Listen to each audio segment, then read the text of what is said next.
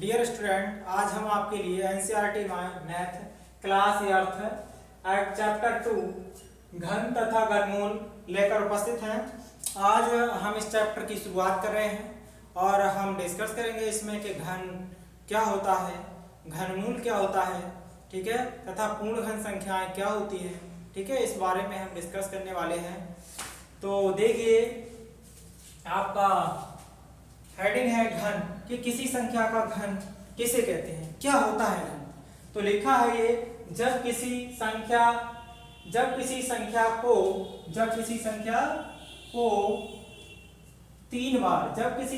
को तीन बार लेकर उसका आपस में गुणा करते हैं, ठीक है, तो प्राप्त मान उस संख्या की 3 घात होती है।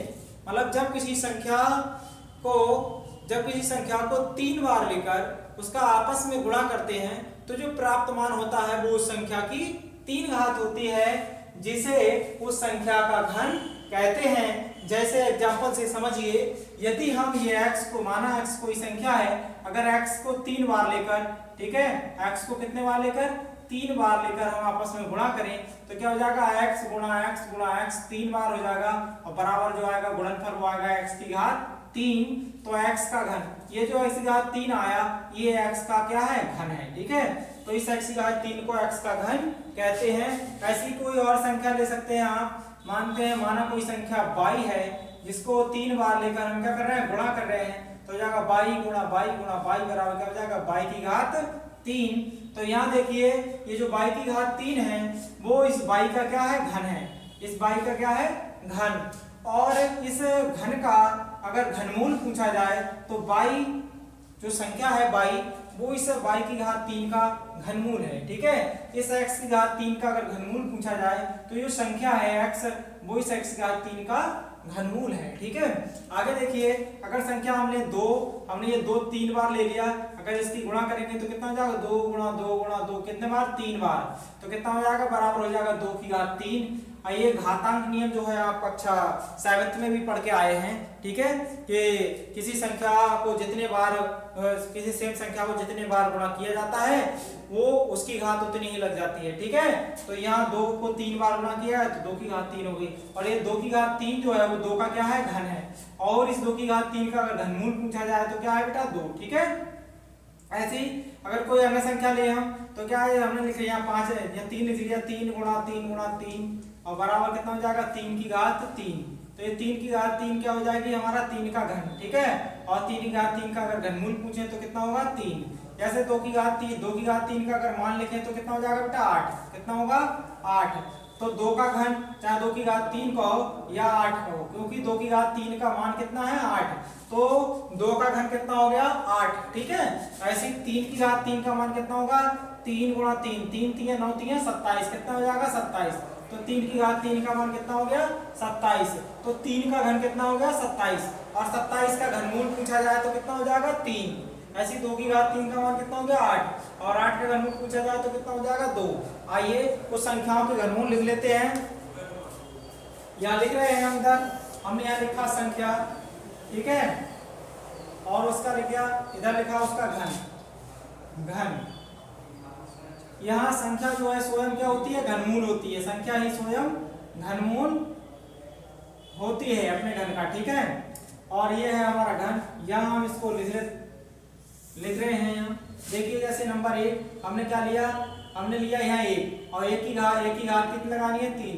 1 की 3 बार गुणा करेंगे, 1 गुणा 1 इस तरह से, तो कितना हो जाएगा हमारा, ये हो जाएगा 1 गुणा 1 कितने बार, 3 बार, तो बराबर कितना हो जाएगा, 1 की घात 3, और 1 की घात 3 का मान कितना होता है, 1 ही रहता है। तो 1 का घन कितना होता है बेटा, 1 ही होता है। ऐसे ही 1 मिनट इधर नहीं लिखना है, इसको इधर लिखो, यहाँ केवल लिखना है हमें संख्या क्या है हमारी 1, और इधर क्या लिखना है, इसका घन। तो घन कितना हो जाएगा, 1 की घात 3, ठीक है, और बराबर क्या हो जाएगा, 1 गुणा 1 कितने बार लिखेंगे हम, 3 बार। 3 घात का मतलब क्या होता है, 3 बार लिखना है, और 1 की घात 3 का मान कितना आ गया, 1। इसी तरह से हमें क्या लिखना है नंबर 2 में, यहाँ संख्या लिख ली है, हम 2 लिख रहे हैं, ठीक है, और इधर क्या लिखना है, 2 का घन। 2 का घन कितना हो जाएगा, 2 की घात 3, ठीक है। तो 2 की घात 3 का मतलब क्या है, 2 को 3 बार क्या में लिखना है, हमें गुणा में लिखना है तो हो जाएगा 2 गुणा 2 गुणा 2 3 बार 2 दूनी 4 दूनी 8 तो 2 का घन कितना हो गया बेटा 8। इसी तरह से अगर नंबर 3 पे देखें हम कितना 3 का घन तो यहाँ 3 का घन यहाँ ये 3 है तो ये संख्या हो गई और इधर क्या रखें 3 का घन तो क्या हो जाएगा 3 की घात 3। 3 का घन कितना हो गया 3 की घात 3। अब यहाँ 3 की घात 3 का मतलब क्या है 3 को 3 बार गुणा में लिखेंगे तो 3 गुणा 3 गुणा 3 अब आ जाए 3 3 9 3 27 इसका घन कितना आ गया 27। ऐसे ही आप अगर ले हम 4 को लें तो 4 नंबर हम 4 ले रहे हैं तो 4 का घन कितना हो जाएगा 4 की घात 3 और बराबर कितना हो जाएगा 4 बार गुणा में लिखा जाएगा 4 गुणा 4 गुणा 4 और बराबर कितना हो जाएगा 4 चौक 16 4 चौक 16 और 16 चौका कितना हो जाएगा आपका 64 तो 4 का घन कितना हो गया 64। ठीक है 4 का घन हो गया हमारा 64। इसी तरह से हम क्या ले यहाँ अगला नंबर पे हम क्या ले रहे हैं 5 को ले रहे हैं तो यहाँ जाएगा 5 की घात 3 5 की घात 3 बराबर कितना हो जाएगा सॉरी 5 का घन कितना हो जाएगा 5 की घात 3 और इसे क्या लिख सकते हैं हम 5 बार 5 की घात 3 है और 3 घात का मतलब क्या 3 बार करेंगे 5 गुणा 5 लिखें तो यहाँ हो जाएगा 5 गुणा 5 और गुणा 5 गुणा करेंगे तो कितना हो जाएगा देखिए 5 पंजे 25 और 25 पंजे कितना हो जाएगा 125 तो यहाँ आ जाएगा आपका 125। ठीक है इसी तरह से अगर आप 6 करें तो यहाँ नंबर 6 में क्या ले रहे हैं हम 6 का घन देखेंगे तो ये हो जाएगा यहाँ हो जाएगा 6 की घात 3 और 3 घात का तो 3 बार गुणा में 6 गुणा 6 3 बार और गुणा करेंगे तो कितना हो जाएगा 6 6 36 और 36 छक कितना होते हैं 216 कितना होते हैं बेटा 36 छक्का होते हैं 216। ठीक है देखिए अब अगला लें तो क्या हो जाएगा हमारा यहाँ अगला नंबर हम ले रहे हैं हम 7 को तो हो जाएगा 7 का घन हो जाएगा 7 की घात 3 और 7 की घात 3 हो गया 3 घात तो 3 बार गुणा में 7 गुणा 7 गुणा 7 7 सत्ते 49 और 49 की फिर 7 से गुणा करेंगे तो कितना आएगा 343 ये हो गया 343।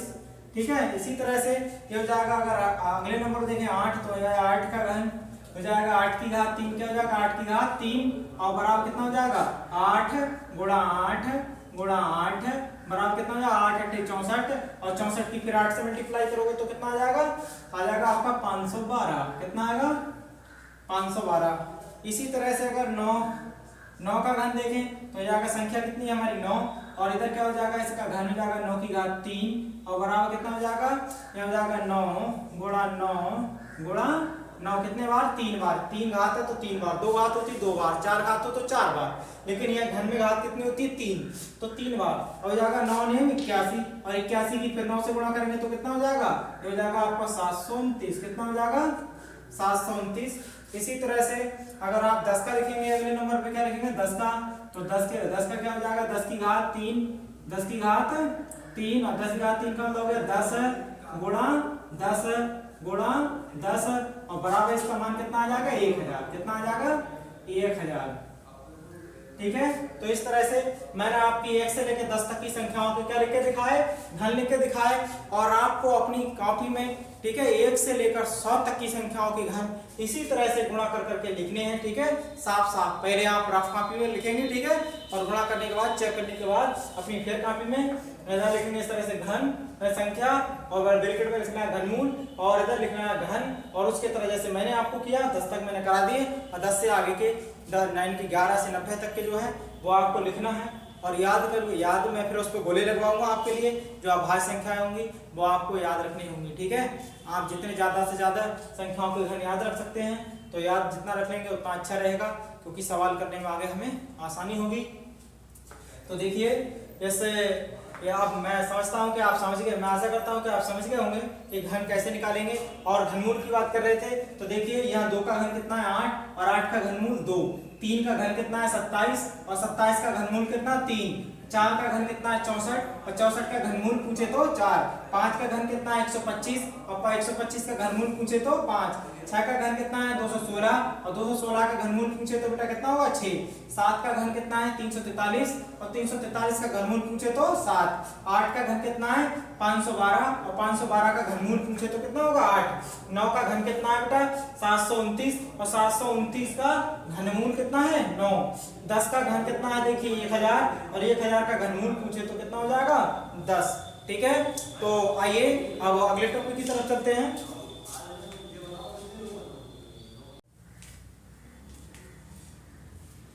देखिए स्टूडेंट्स, तो आपका अगला टॉपिक ये है पूर्णघन। पूर्णघन संख्याएं, मतलब पूर्णघन संख्या क्या होती हैं, पूर्णघन संख्या किसे कहते हैं, ठीक है, इस बारे में हम यहाँ जानेंगे। तो देखिए ये लिखा है आपका, यदि कोई संख्या किसी प्राकृतिक संख्या का घन होती है तो उसे उस संख्या का पूर्णघन कहते हैं। मतलब यदि कोई संख्या किसी प्राकृतिक संख्या का घन होती है, ठीक है, तो उसे उस संख्या का क्या कहते हैं, पूर्णघन कहते हैं। जैसे यहाँ देखिए, जैसे ये लिखा है एक का घन क्या है 1, दो का घन कितना 8, 3 का घन 27 और 4 का घन 64, 5 का घन 125। तो ये जो संख्याएं हैं हमारी 1, 8, 27, 64 और 25, ये कैसी संख्याएं हैं, पूर्णघन। क्योंकि 1 का घन है, 2 8 का 27, सॉरी हाँ 8 2 का घन है 27, 3 का और 64, 4 का 125, 5 का, इसलिए एक ऐसी संख्या है पूर्णघन, क्योंकि ये किसी संख्या का पूर्णघन है, ठीक है। अब पूर्णघन संख्याओं के गुणों के बारे में देखें तो लिखा है यहाँ पूर्णघन संख्याओं के गुण। तो देखिए यह लिखा है, पहला गुण है आपका कि एक सम संख्या का घन भी एक सम संख्या होता है। जैसे देखिए ये 2 एक सम संख्या है और 2 की घात 3 का मान कितना होता है 8, तो 2 का घन है 8, तो 8 भी क्या है, सम संख्या है। या 4 एक सम संख्या है, 4 का घन कितना है 64, तो 64 भी क्या है, एक सम संख्या है जो कि 2 से कट जाएगी, ठीक है। यहाँ 6 एक सम संख्या है और 6 का घन कितना है 216, तो देखिए 6 सम है तो 216 भी क्या है, एक सम संख्या है। और आप ये जानते होंगे कि सम संख्या आपको पहले पढ़ाया जा चुका है, बे संख्या जो 2 से पूरी कटती है सम संख्या होती है। तो देखिए 4 और 64 दोनों 2 से कट जाएंगे, 6 और 36 दोनों 2 से कट जाएंगे, इसलिए कैसे हैं, पूर्ण के सम संख्या का घन एक पूर्ण सम संख्या का घन जो है एक सम संख्या ही होता है। इसी आधार पर आपका दूसरा वह है कि एक विषम संख्या का घन एक विषम संख्या होती है। ये लिखा है देखिए, एक विषम संख्या का घन एक विषम संख्या होती है। जैसे 1 का घन 1, क्योंकि एक विषम संख्या है, उसका घन भी कितना है 1, वो भी क्या है, विषम संख्या है। यहाँ देखिए जैसे 3 एक विषम संख्या है क्योंकि 2 से पूरी नहीं कटती है, ठीक है, और इसका घन जो है 27, इसे भी 2 से काटोगे तो ये पूरा नहीं कटेगा, ये भी एक क्या है, विषम संख्या है। ऐसी 5 एक विषम संख्या है क्योंकि 2 से काटोगे तो ये पूरी नहीं कटेगी। और 5 का घन है 125, ये भी आपका 2 से पूरा नहीं कटेगा। इसलिए आप याद रखें कि सम संख्या का घन एक सम संख्या और विषम संख्या का घन एक विषम संख्या होता है, ठीक है। एक प्रमाण और कि ऋणात्मक संख्या का घन एक ऋणात्मक संख्या होता है। किसी माइनस की संख्या का अगर घन निकालोगे आप तो माइनस का ही आएगा। जैसे देखिए -1 की घात 3, क्या करोगे आप, इस तरह करोगे, -1 की घात 3 का मतलब क्या, 3 बार गुणा करोगे, -1 गुणा -1 फिर करोगे गुणा -1, ठीक है। अब वो आप देखिए क्या होता है, माइनस गुणा क्या हो जाएगी प्लस, और एक एकम क्या हो जाएगा 1, फिर गुणा में क्या आएगा -1, क्या हो जाएगा, प्लस माइनस गुणा क्या होती है माइनस, फिर क्या आएगा एक एकम 1 आ गया ना माइनस का 1। तो याद रखना, ऐसे अगर -2 की बात करें तो -2 का घात 3 क्या होता है, 3 बार गुणा में लिखोगे -2 और गुणांक में लिखोगे -2, फिर लिखोगे गुणा में आप -2। अब देखिए यहाँ माइनस से गुणा करोगे तो क्या हो जाएगा प्लस, क्योंकि माइनस गुणा क्या होती है प्लस, और हो जाएगा 2 दूनी कितना हो जाएगा 4, फिर क्या बचेगा आपका -2। अब इस माइनस इस प्लस की इस माइनस से होगी तो क्या हो जाएगा आपका, हो जाएगा माइनस, प्लस माइनस गुणा क्या होती है माइनस होती है, तो ये माइनस हो जाएगा, और 4 दूनी 8, तो देखिए -2 का घन कितना आ रहा है -8। इसलिए याद रखना है आपको, किसी ऋणात्मक संख्या का अगर घन निकालोगे तो वो एक ऋणात्मक संख्या ही होगा। तो आज के लेक्चर में हम इतना ही डिस्कस करने वाले थे क्योंकि हम कर चुके हैं, और इससे अगले का जो है अगले लेक्चर में हम इसकी एक्सरसाइज 2.1 डिस्कस करेंगे, ठीक है। आज हमने केवल चैप्टर के बारे में डिस्कस किया था। आपको ये वीडियो पसंद आए तो लाइक और सब्सक्राइब करना ना भूलें, ठीक है, और अपने मित्रों को अधिक से अधिक मित्रों में शेयर करें जिससे कि वो भी इसका लाभ उठा सकें। आज के लिए इतना ही, थैंक यू।